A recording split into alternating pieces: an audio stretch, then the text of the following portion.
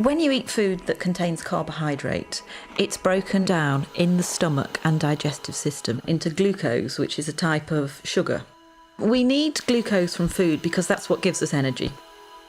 Carbohydrate-containing foods are things like starchy foods, sugary foods, milk and some dairy products, and fruit. This glucose then moves into the bloodstream, and the body detects that the blood glucose level is rising. In response to that, the pancreas, which is a little gland that sits just underneath the stomach, starts to release a hormone called insulin. And it's insulin that helps our body get the energy from the food we eat. The bloodstream then takes the glucose and the insulin to every cell in our body that needs it. To make this easier to understand, let's look at muscle cells. At the muscle cells, it's insulin that allows the glucose to get into the cells where it can be used for energy. It's a bit like insulin is a key unlocking the door to the cells so the glucose can get in. That way, the blood glucose level starts to drop. But the blood glucose level can be topped up at any point by the liver releasing extra glucose that it has stored. The blood glucose rises again, and again the pancreas produces more insulin to move with that glucose through the bloodstream to the muscle cells, open the doors and let the glucose in. The body functions best with the blood glucose at an optimum level. It doesn't like it if the blood glucose rises too high. Normally, there's a cycle within the body which balances out the glucose and the insulin level, and this is achieved by the food you eat, the pancreas and the liver. However, in some people, the system doesn't work properly and they develop diabetes. There are two main types of diabetes, type 1 and type 2.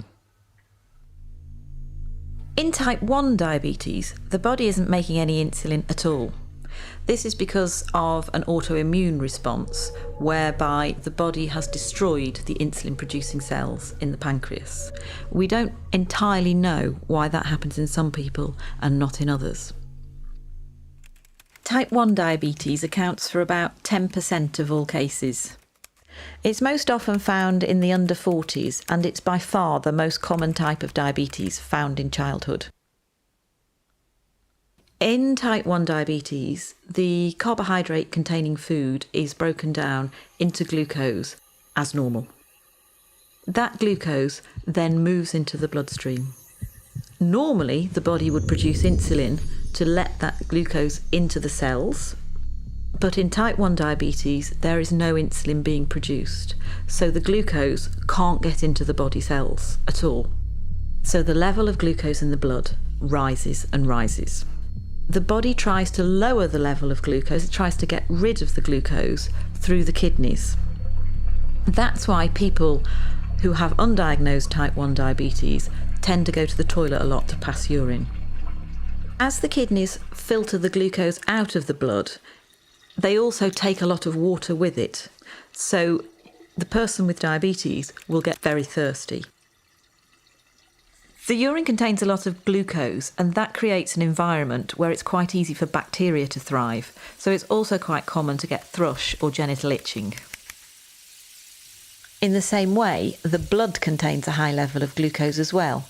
So more bacteria than usual will tend to breed in flesh wounds, and they might be slow to heal.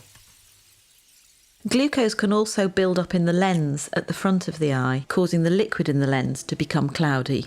That can mean that some people with undiagnosed type 1 diabetes can have blurred vision.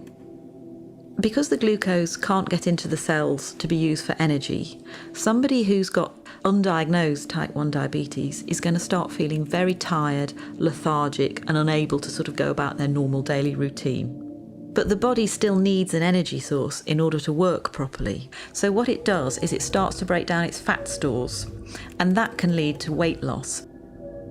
So the main symptoms of type 1 diabetes are going to the toilet a lot, thirst, thrush or genital itching, slow healing of wounds, blurred vision, tiredness and weight loss. These symptoms generally happen quite quickly, often over a few weeks, and can be reversed once the diabetes is treated with insulin. Type 2 diabetes accounts for about 90% of all cases in the population. It's most common in the over 40 age group in the white population and in the over 25 age group in the South Asian population. Type 2 diabetes is a little more complex because there's slightly more processes at work. Either the body isn't producing quite enough insulin, or the insulin it is producing isn't working properly.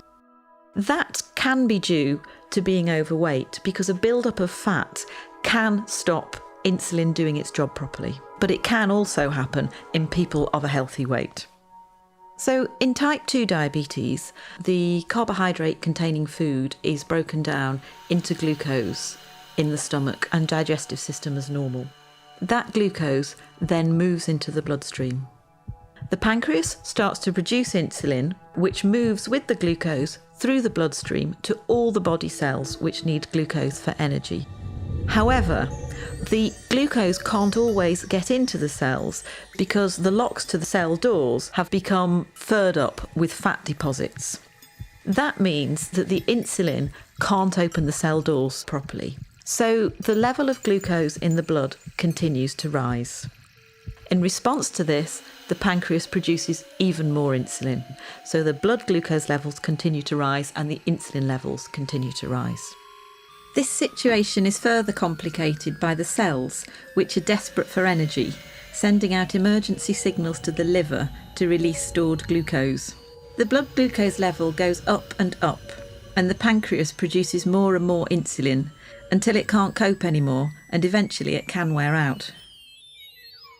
As with type 1 diabetes, the symptoms of type 2 diabetes are going to the toilet a lot, thirst, thrush or genital itching, slow healing of wounds, blurred vision, tiredness and weight loss in some people. The symptoms for type 2 diabetes come along very slowly, and some people don't have any symptoms at all. So for that reason, people can live with type 2 diabetes for up to 10 years before they realise that they have it. Type 2 diabetes can be treated in a number of different ways. Initially, it may be sufficient to make changes to the food you're eating and to take extra physical activity or lose any weight that may be appropriate. But type 2 diabetes is a progressive condition and most people will need some form of medication to treat it.